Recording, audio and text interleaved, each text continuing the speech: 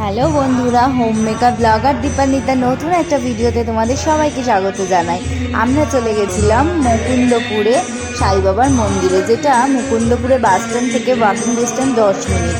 যেহেতু হোলির আগের দিনই দোল পূর্ণিমা লেগে গিয়েছিল, তাই আমরা সেদিন বাবার দর্শন করতে গেছিলাম এবং খুব ভালোভাবে দর্শন করলাম, কারণ তখন রাত্রির বেলা বাবার আরতি হচ্ছিল।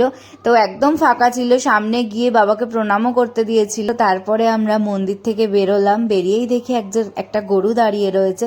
তো ওকে কিছু খাবার দিলাম, খেলো। তারপরে মন্দিরের পাশেই কিন্তু এই দোকানটা রয়েছে, যেখানে তোমরা সাই বাবার সমস্ত ধরনের প্রয়োজনীয় জিনিস পাবে। আর তো আমরাও আমাদের কিছু জিনিস যেগুলো দরকার ছিল নিয়ে নিলাম। এখানে কিন্তু 250 টাকা থেকে 13,000 টাকা পর্যন্ত মূর্তি পাওয়া যায়। এই পাগড়ি পরানো মূর্তি যেটা দেখছো, এটার দামই 13,000 টাকা। তো তোমাদের যদি প্রয়োজন হয় অবশ্যই দোকানে এসে কন্ট্যাক্ট করতে পারো। ডেসক্রিপশানে আমি ডিটেলসটা দিয়ে দেবো। আর ব্লগটা কেমন লাগলো একদম জানাতে ভুলো না বন্ধুরা। আজকে আসি।